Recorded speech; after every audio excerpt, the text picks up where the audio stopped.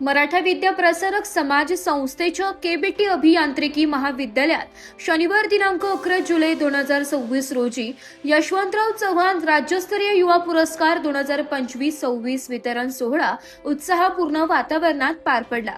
संस्थेचे सरचिटणीस ॲडव्होकेट नितीन बाबूराव ठाकरे यांच्या नेतृत्वाखाली आयोजित या कार्यक्रमात खासदार तथा यशवंतराव चव्हाण सेंटरच्या कार्याध्यक्ष सुप्रियाताई सुळे यांच्या शुभ हस्ते पशुपालन, शेती आणि कृषी मूल्यवर्धन क्षेत्रात गेल्या 10 वर्षांपासून उल्लेखनीय कार्य करणारे युवा उद्योजक सुशांत देसाई यांना यशवंतराव चव्हाण राज्यस्तरीय युवा पुरस्कार प्रदान करण्यात आला।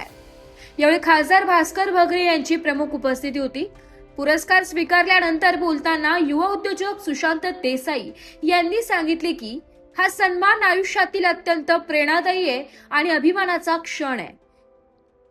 यशवंतराव चव्हाण यांच्या नावाने दिला जाणारा हा पुरस्कार मिळणे ही माझ्यासाठी मोठी गौरवाची बाब आहे। हा पुरस्कार मला अधिक जबाबदारीने समाजासाठी काम करण्याची प्रेरणा देणार आहे, अशा भावना त्यांनी व्यक्त केल्या।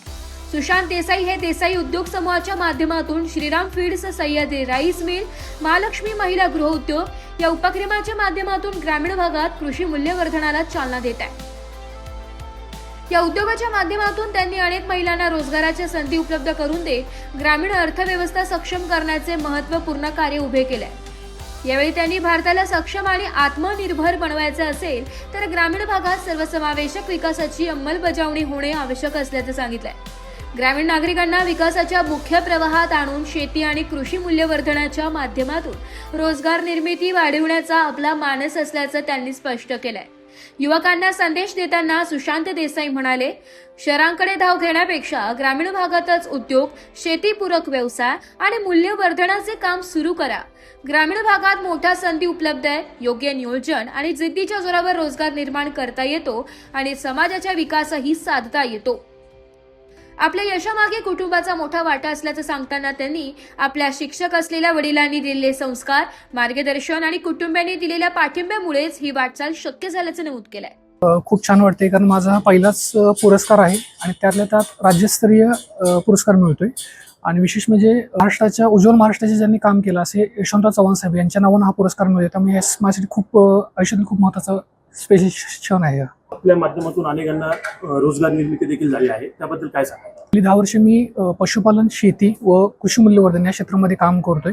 देसाई उद्योग समूहाच्या माध्यमातून मी कामाची सुरुवात केली होती। यामध्ये राईस मिल आहे, पशुखाद्याचं एक युनिट आहे श्रीराम फीड्स नावाचं आणि महालक्ष्मी महिला गृहउद्योग हा नावाचा एक माझा व्यवसाय आहे। मला वाटतं खऱ्या अर्थाने भारताला जर आपल्याला सक्षम भारत बनवायचं असेल तर त्यासाठी आपल्याला ग्रामीण भागात सर्वसमावेशकता राबवली पाहिजे, लोकांना विकासाच्या प्रवाहात आणलं पाहिजे, लोकांच्या प्रवाहात जास्तीत जास्त आपल्याला आर्थिक लाभ पोहोचवले पाहिजेत।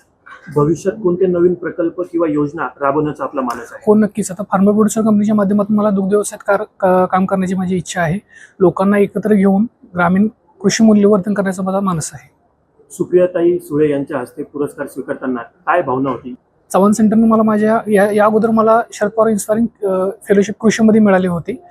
कृषी फेलोशिपच्या माध्यमातून मी माझं पशुखाद्याचं जे मॉडेल आहे ते बनवलं होतं। उत्पादन मी घेतोय त्या माध्यमातून आणि मार्गदर्शन मला कायमच चव्हाण सेंटरच्या माध्यमातूनच सुप्रियाताईंच्या बरोबर जवळचे खूप संबंध आहे, त्यामुळे त्यांच्या माध्यमातून मला नेहमीच सहकार्य लाभतं। आजच्या युवकांना स्वावलंबी होण्यासाठी आणि उद्योजकतेकडे वळण्यासाठी काय संदेश द्या? ग्रामीण भागामध्ये काम खूप करू शकतं। मला ज्या शिक्षित तरुण आहेत त्यांना मला एक सांगायला की तुम्ही ग्रामीण भागामध्ये काम सुरू करा, नक्कीच तुम्हाला यश मिळेल। फार्मर प्रोड्युसर कंपनी सुरुवात करायची आहे, लोकांचा सहभाग त्यामध्ये घ्यायचा आहे आणि त्यांना एकत्र घेऊन आपल्याला एक सह्याद्री फार्मच्या तोडीचं दर्जेचं त्याबद्दल काम करायची इच्छा आहे। आपल्या यशामागे सर्वाधिक वाटा कोणाचा आहे, काय सांगा? माझे बाबा आहेत, ते शिक्षक आहेत, त्यामुळे साहजिकच त्यांची इच्छा होता की मी प्रशासकीय सेवेमध्ये काम करावं। त्यानंतर मी माझं शिक्षण संपल्यानंतर ग्रामीण भागामध्ये काम करायला सुरू केली, कृषी क्षेत्रामध्ये काम करायला सुरू केलं। लोकांच्याकडून खूप मला आपल्याला ऐकावं लागलं, समाजाकडून बोलावं लागलं, पण माझे कुटुंब त्यावेळी माझ्या पाठीशी ठाम राहिले, त्यामुळे नक्कीच माझ्या यशामध्ये त्यांचा सगळ्यात मोठा वाटा आहे। जाता जाता युवकांना काय संदेश द्या? युवकांना सांगेन मी, तुम्ही स्वप्न बघा, खूप मोठी पहा आणि ते नक्की यशस्वी होतील। तुम्ही ती नक्की पूर्ण होतील, त्यात नक्की तुम्ही यशस्वी व्हाल। ब्युरो रिपोर्ट, नाशिक लोकशाही न्यूज, नाशिक।